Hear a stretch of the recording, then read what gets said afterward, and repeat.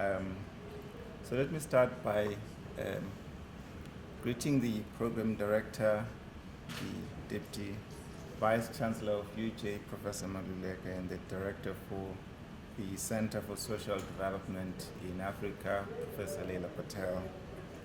And thank you for the invitation. And as I've said, even though it wasn't directed to me, but clearly the issues you're discussing are very important. And I wish to congratulate you for the initiative.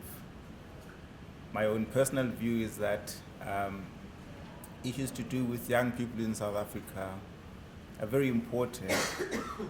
And so the more people talk about them, the more people work to try and find solutions, the better.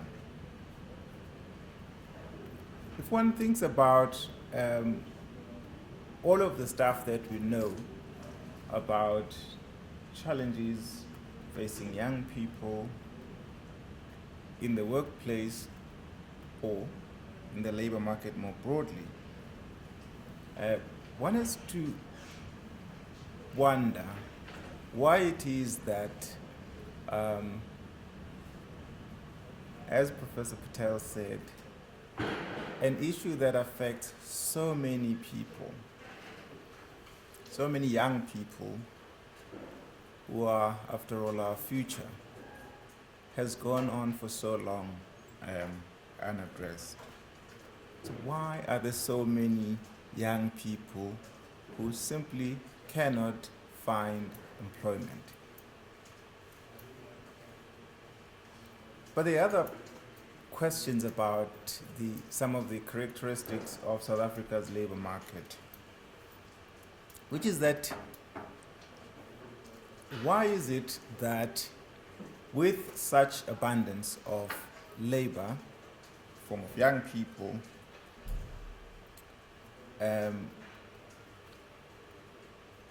it is still relatively more expensive? In other words, labor remains relatively more expensive in South Africa. Goes against the logic of economics. But the other thing is, why is it that something so abundant is so underutilized in the entire process of economic activity and, if you like, production? Why is this mismatch between what skills training providers actually produce and what the employers require? Why does it continue? Why is it that we can't get to a point where we're able to actually produce the skills that we need for our economy?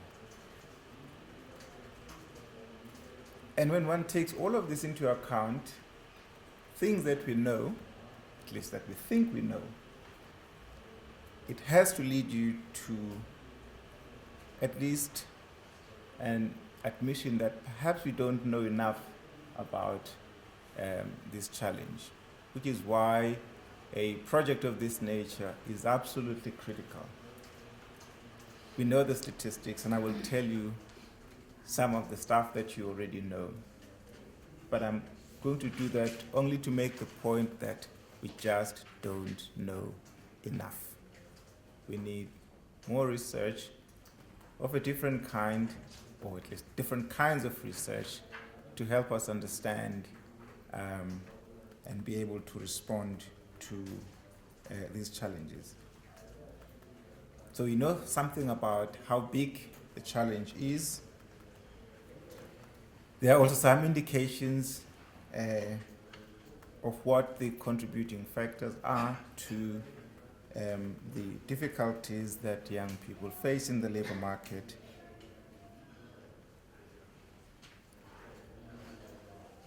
We also know who is affected.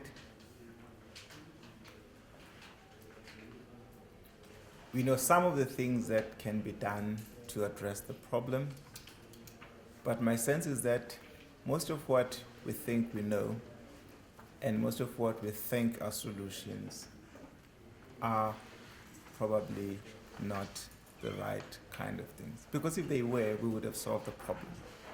And so I'd like to suggest that the problem perhaps exists somewhere else. The National Development Plan pays considerable attention to the question of unemployment broadly and youth unemployment in particular. It does so out of a recognition that our best chance of moving forward, our best chance of advancing as a nation are dependent on the extent to which we are able to draw young people into productive activity, draw their energy, draw their ability to think, draw their ability to innovate, to solve our problems. If we continue to leave them out, if we continue on a path that excludes young people, then in fact society will be worse off for that.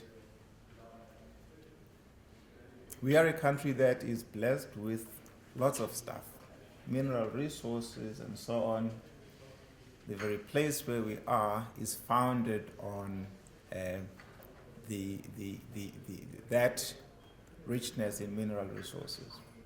But in fact, whether it's gold or platinum or whatever else, can take you so far. But how you utilize, as a nation, the collective skills, collective ability of your people is what will take us forward. And so it is absolutely critical that we find ways of including in the story of South Africa as many young people, in fact, all young people. So we need to develop a strategy that is based on people, not things. Things are a bit complicated because traditionally this whole thing about transition from education to work is a fairly simple linear process. You go to school, you do well in school, if you do well enough, then it's clear what lies ahead of you. And even if you didn't, there would be other opportunities available. But things have become a lot more complicated. And in fact, a whole lot of factors now come into the picture and complicate this transition from education to work. Of course, the quality of education that you have is one major important factor, but the state of the labor market itself is an important factor. The economic conditions and the fact that we are now in a globalized world with all its dynamics does play into what opportunities are available, how easy it becomes for young people to access opportunities. We know that South Africa's growth trajectory over the past 2 decades has failed to absorb all the young people entering the labor market. And this has, in part, it is a result of our previous policies that excluded young people, certainly people from the black community, but it is also contributing to further exclusion, thus driving up the levels of inequality even higher. But over this period we've also experienced what is often referred to as a skills-biased growth in the economy.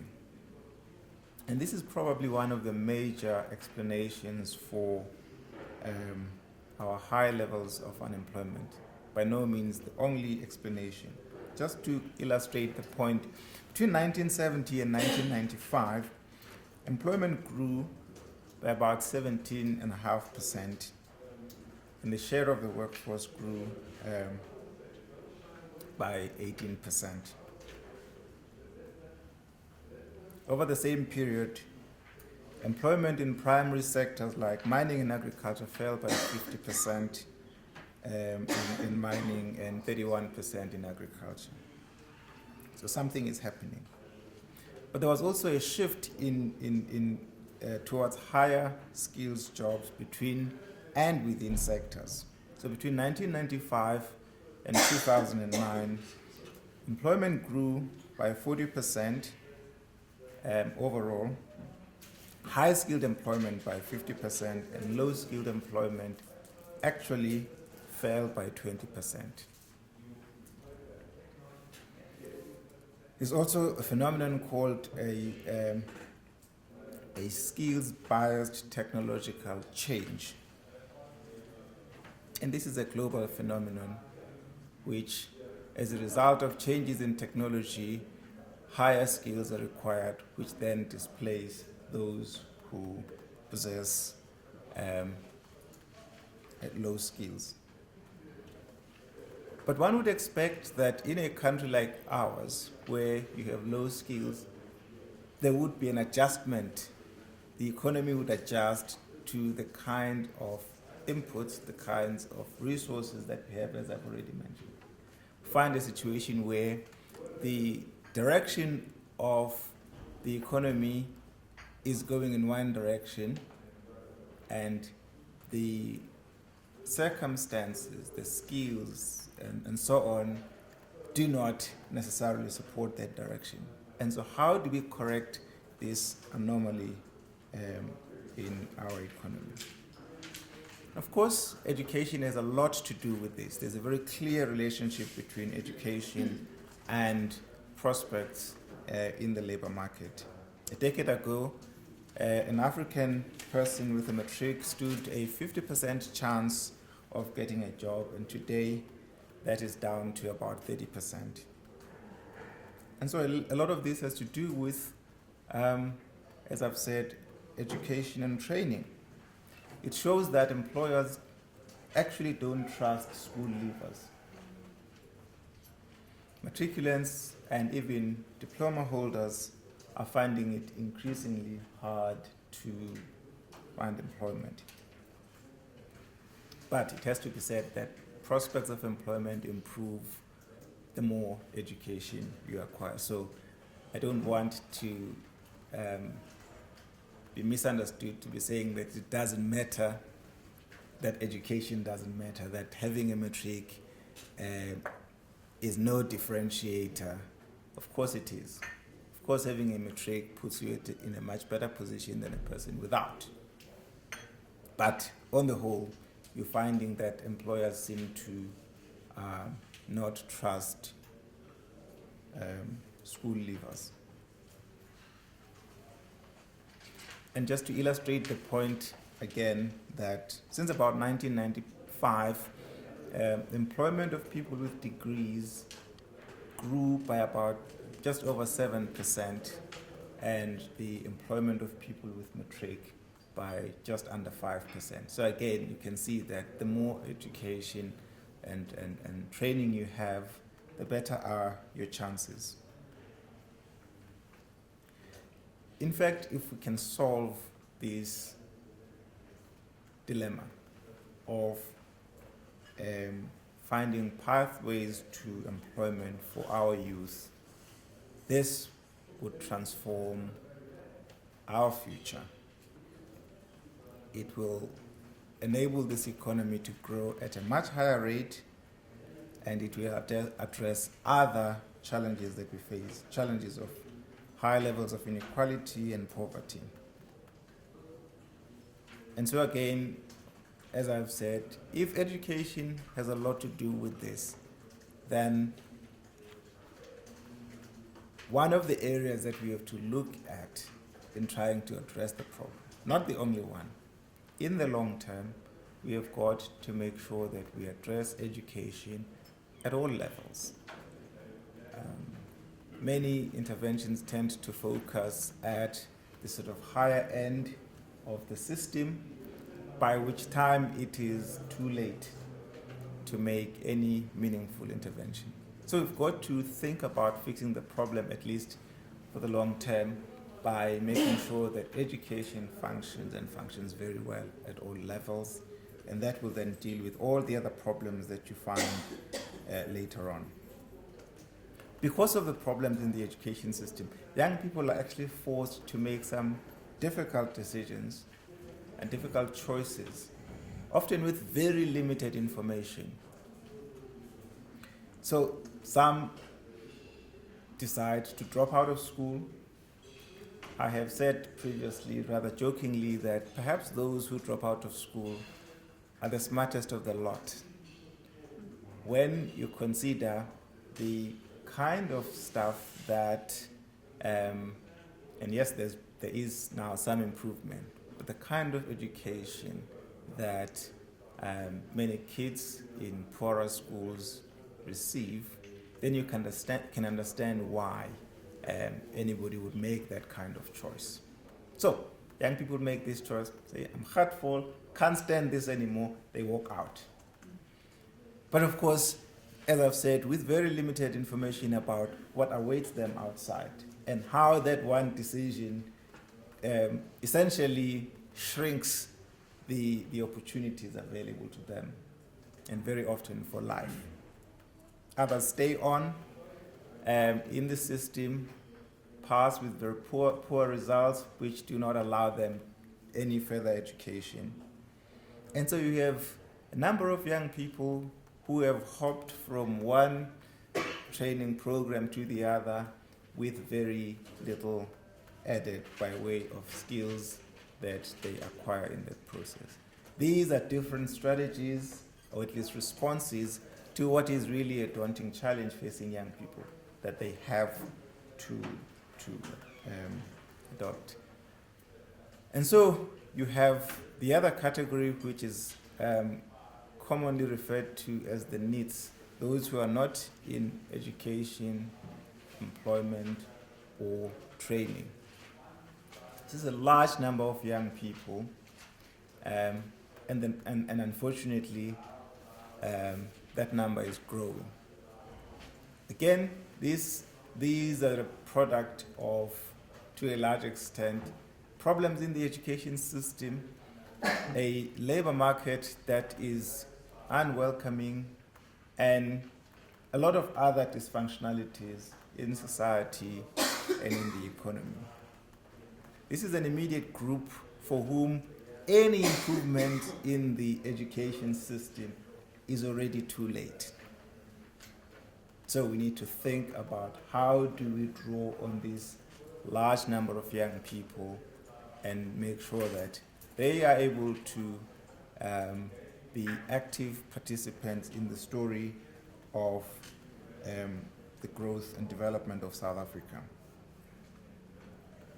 We know the numbers about generally how many young people start an academic or schooling career, and how many of those end up sitting the final exam, about half, some instances more, and of those an even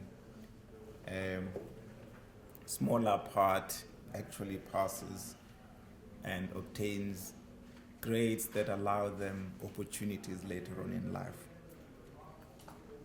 The National Planning Commission's diagnostic report observed that 7% of those born in 1990 achieved the equivalent of a 50% plus matric pass rate in 2010. So if you needed to know more about why this has to be everybody's challenge, why this has to get us all concerned and actively looking for solutions, then this is the reason. Because we are effectively, year in and year out, send about 500,000 young people into a future that is completely dark. I mean, with absolutely no prospects. Few of them will struggle and make it through in life, but many of them are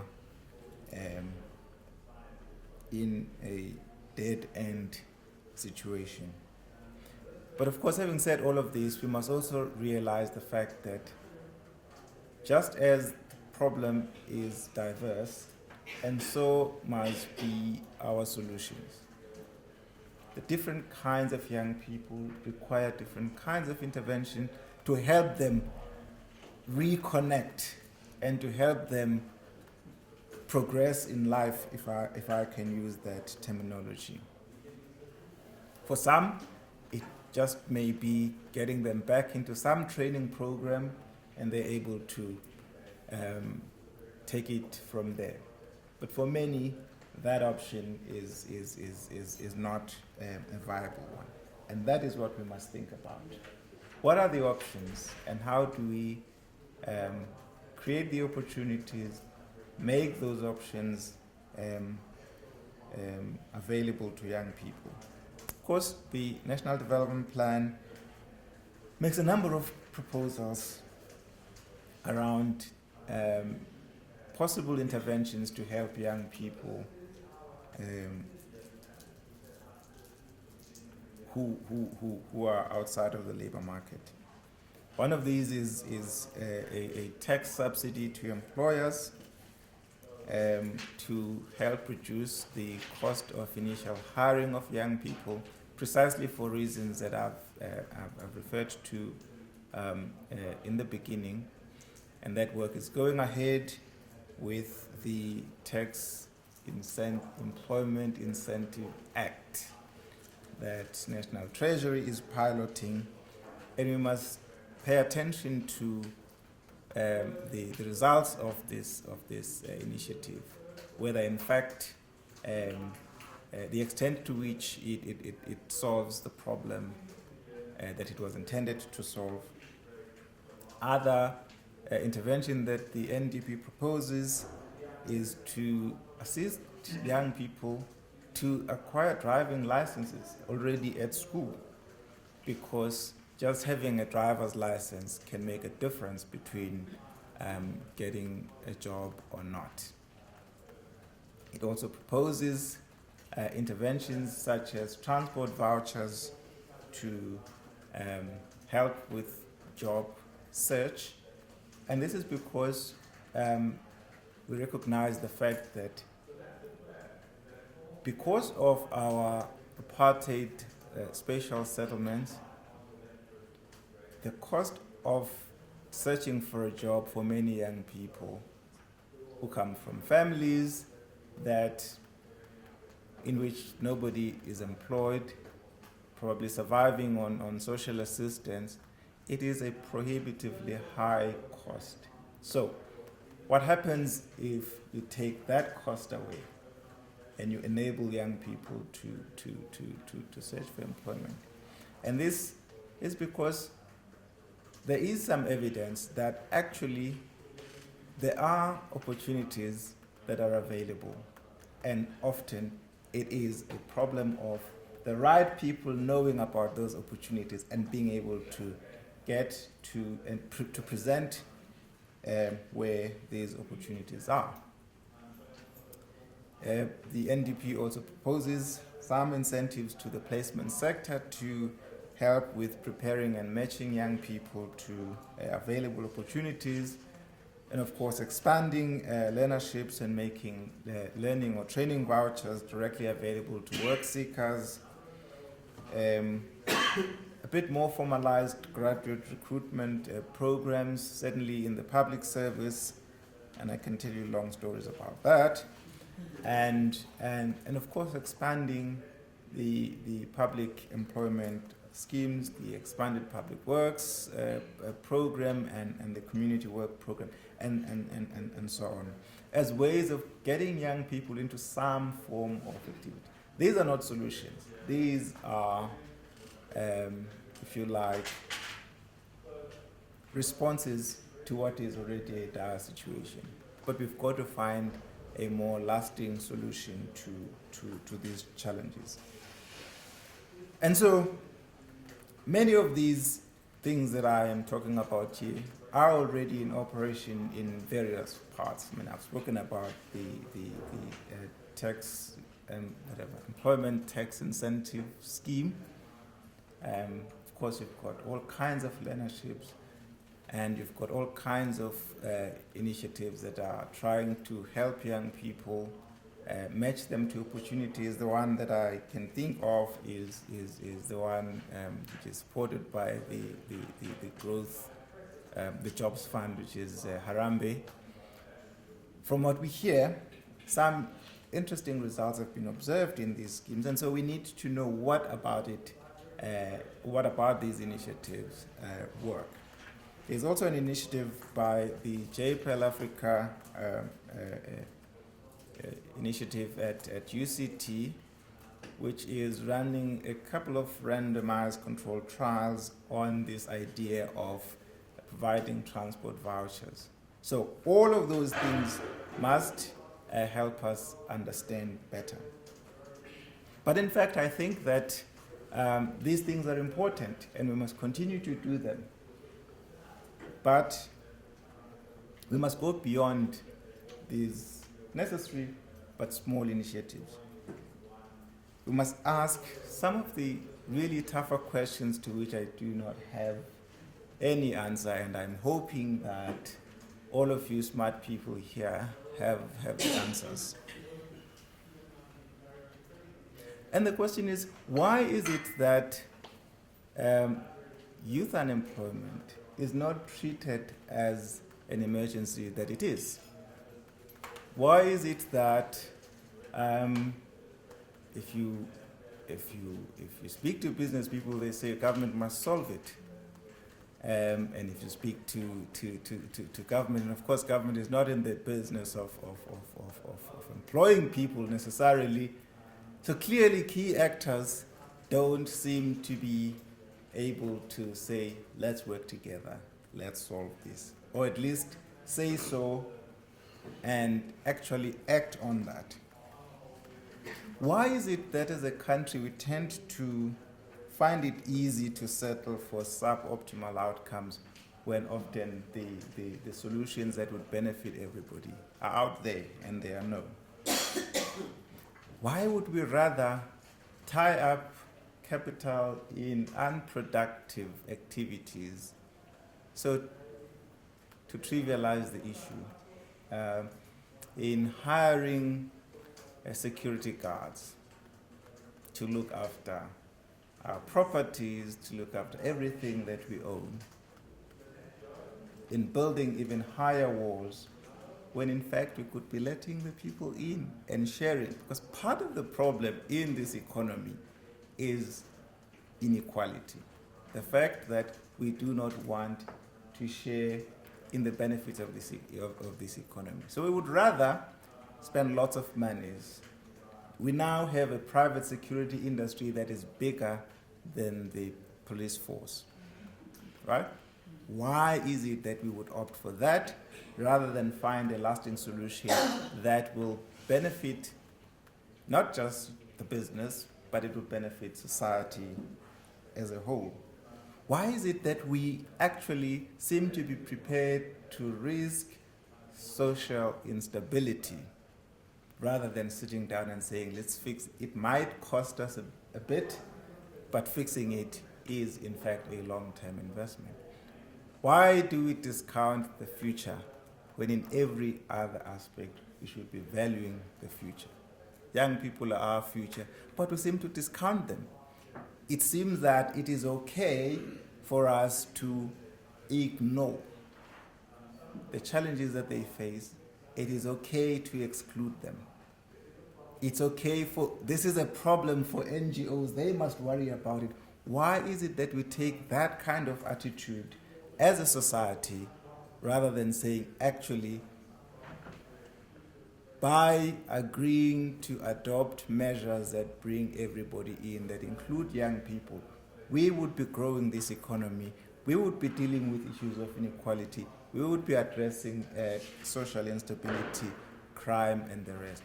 It seems to me that a bigger problem and a bigger challenge that we face is how to get key actors in this economy to work together and find solutions. Why would we, for instance, have a strike that continues for 5 months? There is no winner in this situation. There is an article in the Business Day today, which I think is absolutely correct, that when this strike ends and everybody goes back to work and there is some sort of normalcy in the situation, there will be no winner. The workers will have lost and they will never regain the income they've lost. And the employers would have lost. The country as a whole has lost out. Why is it that we would rather risk everything than to sit down and find solutions? Yes, they may cost us a bit, but in the long run, they are a better investment. So these to me are the challenges. If we can't get into that which I call the sort of black box of how this South African society functions, we will diagnose, we will have these little interventions, which are important. But part of the dialogue and part of the research and part of the thinking has to go into trying to unravel that problem of why would we rather everything breaks down before we realize that we have to fix it. Thank you very much.